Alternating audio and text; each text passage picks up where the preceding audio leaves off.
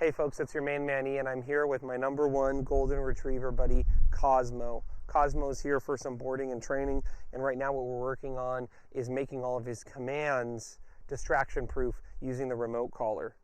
So in this phase of the remote collar training, we're going to be introducing the distraction, and in this case we're using the EDUCATOR FOB, and we are using the ramp feature on this collar. So that means we're using this button, and several collars have this, where the correction level is just going to turn up until you stop holding this button down.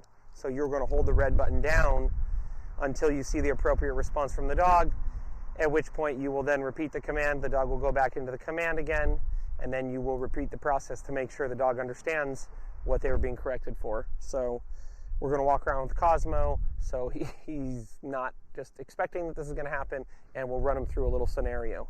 Let's go. So we walk the dog around.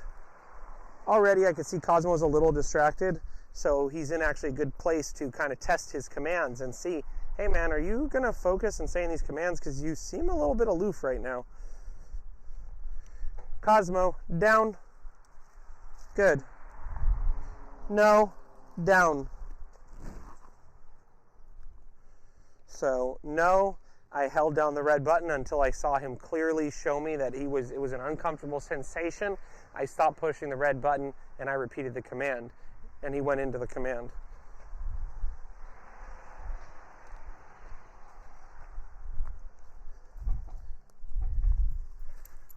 You can see in that case I used the leash to help him go back into the command. Even though I corrected him, he needed the leash to help him understand what to do.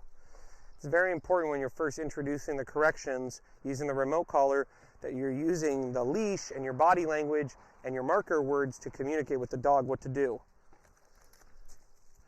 Okay, let's go. Hop up. Good boy. Come on, Kazi. Hop up. Nice, Kaz. Oh, good boy, Kazi. Come on, Kaz, on the tires. Come on, buddy. Nice, Kazi. Come on. Come on, Kazi. Jump 4 feet. Come on, Kaz. Okay, he can't. Come on, Kaz. Hop up. Cosmo, down. Vibrate. Good. No. Red button. Down. He's confused here because vibrate. Down. So this is why I have the leash on him, so I can show him how to succeed. He tried to get out of the command. I had to guide him back into the proper position. Good boy. This is why during this phase of training, putting the dog on like tables or on top of some sort of rock can help them understand, oh, I broke the command, there was a correction, now I'm going back into the command, and in the future I'm not going to do that.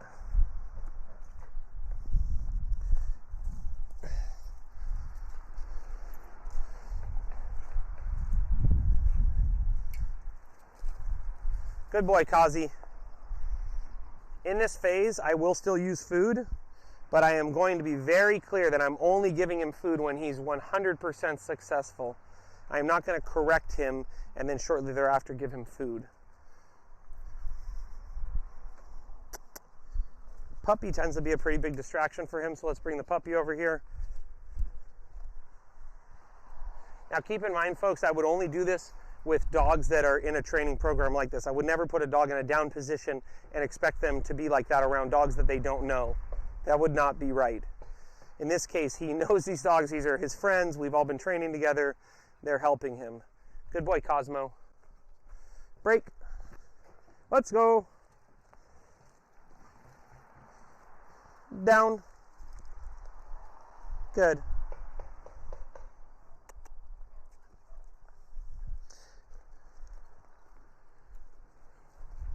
No, down. So in this case with him, I said no, then I tapped the red button for about half a second. I only held it down long enough where I saw him clearly demonstrate, whoa, something's not right. I stepped on the leash so that he would not run away and think that somehow he did something wrong and he needs to get away from me, but understand, no, he just needs to go back into a command. Let's go. So think about that, folks. No, red button, repeat the command. Let's go. Cosmo, heel. No, heel. No, heel. This is very common, folks. When we're introducing the correction, the dog can become a little bit confused. That's why it's very important we have the leash on him here. Vibrate, vibrate, heel. Good. Good. Good. Good boy. When you see this type of behavior where the dog's very stressed, just take it down a notch and slow down. Go back down to just and using the vibrate button again. Good boy. Good boy, Cosmo. Now you could see the positioning of my treat pouch there. It's making him want to cut across. Let's go. No. Heel.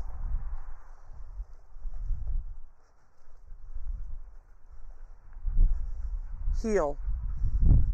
Good.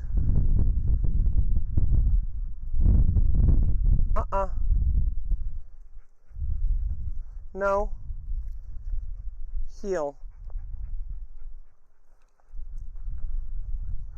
Good.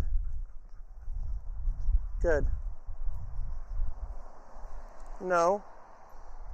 Heel. No. Heel.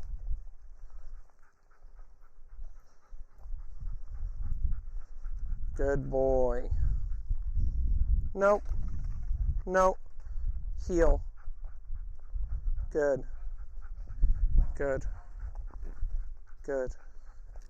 Good.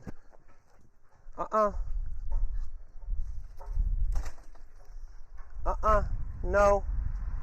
No. No. Heel.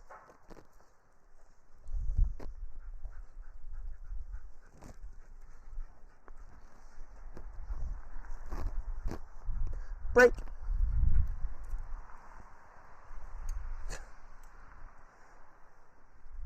You don't even want these shoes. So you can see this guy's a little bit stressed right now. Come on, Cosmo. And that's understandable. It's going to happen in the correction phase. The dog is going to experience some level of stress. Obviously, we always want to minimize the stress. So we're going to take him over here where it's a little bit cooler. Good boy, buddy. But what we don't want to do is confuse the dog by after we give a correction, we don't follow through and we don't show him what we're trying to teach him and we give up. Notice when he became frantic, I slowed down. I had the other dogs also not as riled up. I wasn't trying to create as many distractions. I stayed very slow, very calm, and I even repeated no a couple times and barely tapped the red button just to let him know, hey man, like, it's not a big deal, but this is not correct. And I also went back to using to explain to him, hey, look, it's no big deal. This is just like what we were doing before when we said and then use vibrate for you to go back into a command. This is the same thing, except in this context, we're saying don't break the command in the future. Hi, Kana.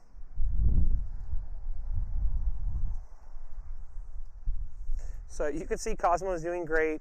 It's taken a few minutes for him to calm down and kind of unwind from, yes, what was stressful. Him having to control his impulses, having to think under pressure with a lot of dogs around in an area where usually he's just running around like a maniac.